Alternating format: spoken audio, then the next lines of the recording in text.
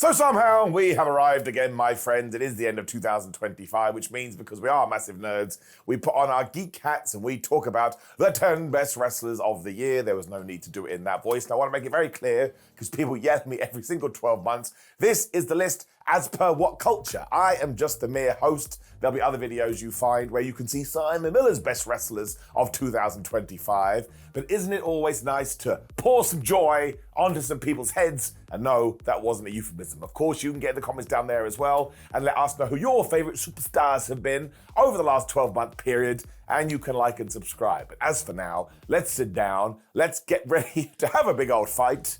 And yes, here is WhatCulture Wrestling's 10 best wrestlers of 2025. Now listen, just quickly as well, there are some honourable mentions for people that kind of got injured so weren't able to be as consistent, but a Liv Morgan, a Rhea Ripley, a CM Punk, and even somebody like Cody Rhodes, who was filming a lot of outside projects. There's going to be a bunch of people who of course do deserve a woohoo, you were great, but they're not going to get in this list. Number 10, Carl Fletcher. And if you go through every single thing that Carl Fletcher has done this year, you have to at least nod your head in his direction, because if every single person that enters the world of sports entertainment is told you have to make sure you get closer and closer to the main event scene and a world championship, well, who the flub has done that better than Kyle? I mean, he even had a world title match and he came this close, and of course that was against Hangman Adam Page, and that was brilliant too. Plus the pay-per-view it was on did pretty damn good buys, and that usually tells you as well, this guy is ready for the big time. Every single match he had as well was just so damn brilliant, especially with that TNT title. I mean, everything he did with Mark Briscoe, Takahashi, Dustin Rhodes, Daniel Garcia. The list just goes on, and of course we can never forget about that wild cage match he had with Ospreay, where I thought both of them were going to die. He even went out of his way to tick other boxes that veterans especially would tell you about. We think you should get more jacked. Well, once again, go back a couple of years, look at Carl Fletcher in 2023, and look at him now. Man, that guy became a hoss. Plus, I met Kyle. He's like a legit 6'4". He a big old lump. His week-to-week consistency has just been brilliant. And again, he did take that TNT championship. And I think ever since he won it in the summer, he has added a lot of prestige to it. And also, he'll do what you should do with those secondary belts. And he will use it, like we've already talked about, to get to the tippity top. I would imagine that when his contract comes due, whenever the hell that would be, he is going to be rained down with on offers. And he's still like in his mid-20s or something like that. But without a doubt, 2025 was his best year. Massive salute to him. Totally smashed it. Number 9, Becky Lynch. Now, of course, that's going to send some people crazy, but this is why Becky Lynch's heel character in 2025 has been so good. She just leaned into every which way side of the internet wrestling community, and genuinely, when it comes to being a bad guy, I think this is the best iteration of Becky Lynch yet. I mean, not only can she be totally obnoxious, but she can also make you laugh out loud. Also, that whole "it's not me saying it, it's everybody else saying it" line, well, it makes me chuckle a lot. She also had an amazing comeback at WrestleMania 41 when all of a sudden she did go heel. And let's not forget, she became the Women's Intercontinental Champion, and everything she did with Lyra Valkyria and Bayley, well, not only was it just brilliant to watch, but also we took this brand new belt and we made something of it. And they all deserve credit, but it was kind of Becky Lynch pulling the strings. I genuinely thought throughout that program she was terrific. There's also Maxine Dupree, who she decided to lean down and try and help pull up to the next platform. And that AJ Lee feud, although it's probably going to kick off again very, very soon, was absolutely excellent. I mean, go back to that WrestlePalooza match. Seth Rollins and Becky Lynch together were an absolute hoot, and the promos they did, and the way that Becky was happy to show her ass. And let's not forget the confrontation, the face-to-face between Becky Lynch and CM Punk when she was slapping him. I mean, that was some damn good villain work, because it actually hit you in the tum-tum. You're like, well, that's not very nice at all. She just has such a willingness to look like an idiot, and again, she will try to raise other profiles. So I just think Becky Lynch is great. I mean, back in 2018 or whatever it was, when she became the man,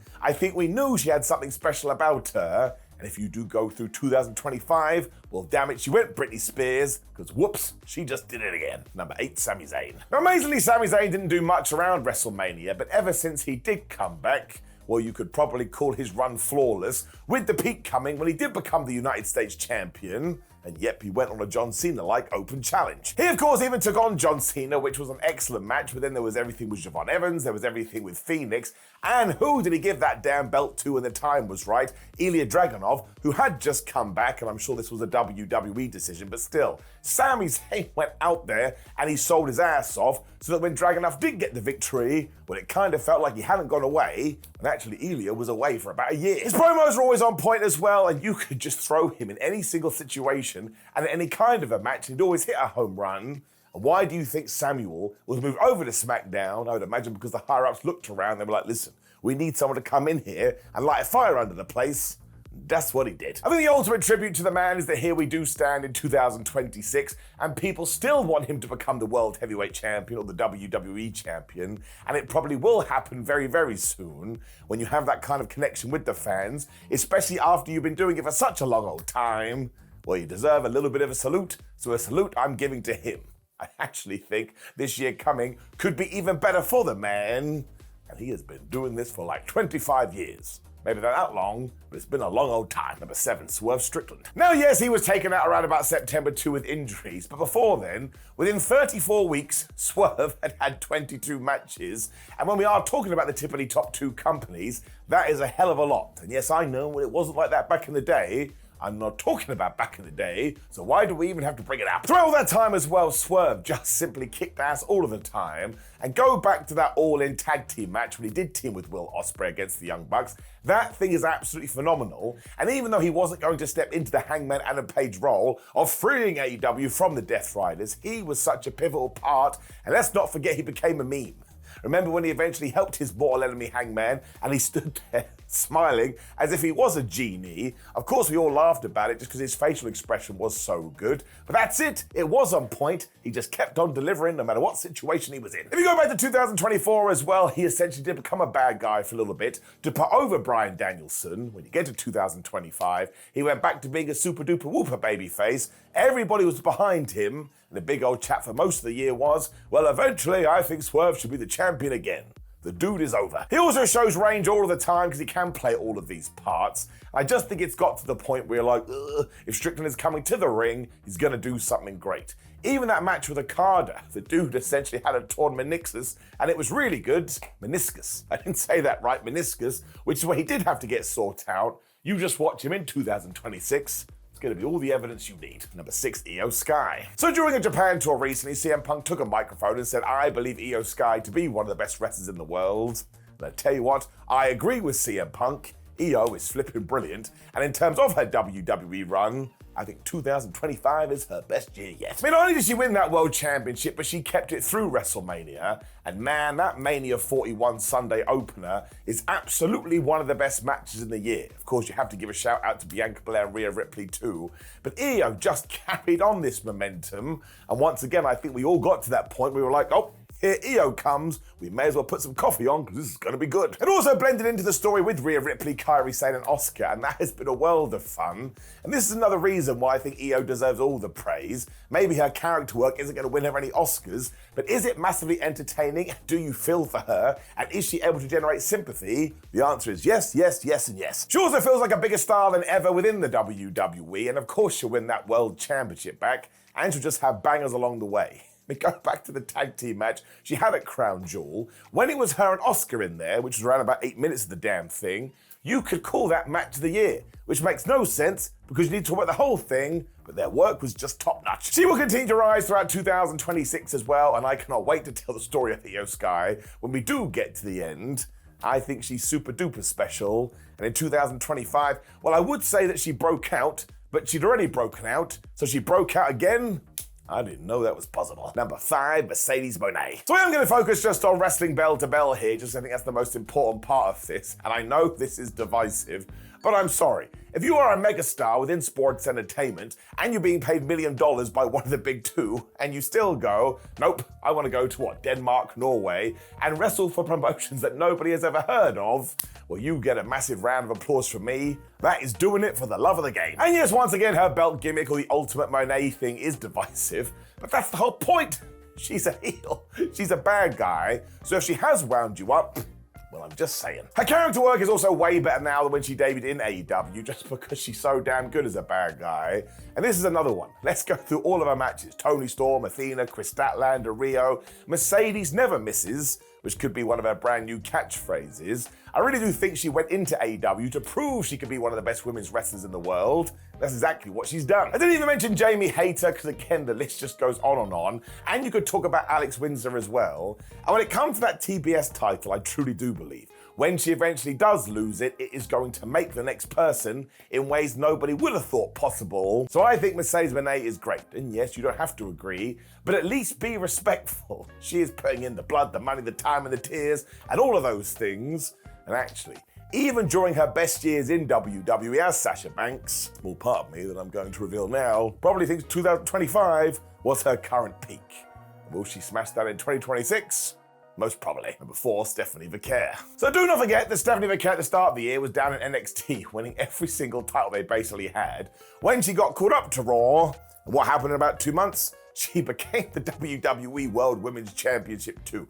And you don't just get that to happen to you by accident, you have to have the moxie. And this Stephanie, man, she is just absolutely great. And this is kind of funny as well, because actually some of the stories she's got on the main roster haven't been that good. But she just goes, all right, I'll do the best with it as I can. And going back to that Crown Jewel match with Tiffany Stratton, this is no shade on Tiffany, but was that the best match that Stratton had all year? Yes, I believe it was. And it takes 2 to tango, but I also think you have to go, oh, this Stephanie, she's pretty damn good. I mean, once again, just go and compare it to the year before, though actually Stephanie had all the tools then. But I think WWE realized pretty quickly we have to do something with her, and she has the devil's kiss. I know that's a kind of silly thing to throw in there, but if you are going to become a star in WWE, you need to have the big over-the-top silly move. That's exactly what it is. Even though her promos aren't the best either, they totally work for her character, because she barely speaks English, and yet she tries so damn hard, that makes her endearing. So once again, if you want to look outside the ring and talk about personality, that's exactly what you want to get across. She has sympathy. She has the whole, I really want you to win, Stephanie. I'm actually excited to see what we do with her in 2026, because if you can get her a big promo that we can throw our emotions into, well, screw the ceiling being the limit. She's gonna wind up in the clouds. Number 3, Will Ospreay. So another guy that got injured way too soon in 2025, but just go look at his record. He was essentially working Collision, a dynamite in Collision, and he was flying in from the UK the whole time, but he did enough to make the list. Listen, I totally understand that you have to be into Will Ospreay matches to enjoy Will Ospreay matches, but what a lot of people forget is that Will Ospreay is pretty special, and essentially came up with a wrestling match all of his own. He also did this in the singles division, the tag division, and he was massively involved as a top babyface in a pseudo way, before we did give a wink and a nod to Hangman Adam Page instead. But this is when Will Ospreay did the Swerve Strickland gimmick too. He was like, all right, well, I'm just going to be an underplayer here, but I'm still going to ensure that story means something, because I'm fighting on behalf of All Elite Wrestling. Throughout all that Death Rider stuff too, he just got better and better at promos, because he's just so damn genuine. This isn't really a very good comparison, but it's a bit like when Bret Hart talked. I totally believe it was Bret Hart talking to me. So when Will Ospreay's walking around going, bruv, bruv, bruv, I'm like, yep, I think even if we were sat down at a coffee shop, this is exactly how he would sound. I also don't want to look over the fact that he was involved in that ridiculous tag match at All In with Swerve Strickland against the Young Bucks. I really did think that was very special, and mostly because they all kind of come from a similar but different generation where they did change the game. I just hope Will Ospreay is okay, because of course he had to have neck surgery. Even if he does have to change his style when he does come back, we'll always have these memories. And once again, when it comes to trying to do what Will Ospreay does, the man's the GOAT. Number 2, Toni Storm. So I can actually sum this up in 5 words. She does not need a belt. That was 6 words, I've ruined the video. But of course, she had a mammoth women's championship reign throughout 2025 and was able to elevate that thing. But when she did lose it to Chris Statlander to jump across the tag team division, everybody totally understood this, because 1, her star power was going to help those brand new tag titles, and 2, here's another dumb comparison, she was a bit like The Undertaker in the WWE. What I mean by that is that her character had come so big and her star power so high, we all agreed, well, listen, you can put some gold around her waist, but it will make no difference because everybody loves Toni Storm. Other than that, though, it wasn't just the matches against like Chris, Mercedes Moné, and Athena. It was just the promos she was doing. She could come out to that over-the-top entrance music, and before she even said a word, an entire crowd was in the palm of her hand. And let's not forget, of course, you have to have the goods when the bell goes ding, ding, ding, but you need these intangible qualities too. And ever since Toni Storm has become the timeless one, well, the journey has been absolutely incredible. She also kind of changed it up as well after she lost that World Championship, when she kind of went into a daze and forgot who she was. But I am really intrigued to see where we go with this, because as we prove once again in 2025, there is nothing she won't do. I just think the quality of her output, no matter what situation you put her in, is so damn high that she deserves a shout out, because we've seen this time and time again, and it will happen once more. When you do get used to a gimmick, you kind of forget how great it is, and you start focusing on somebody else. But it could be 2035, and Toni Storm could still be doing this with a few adaptations, and that just sums it up.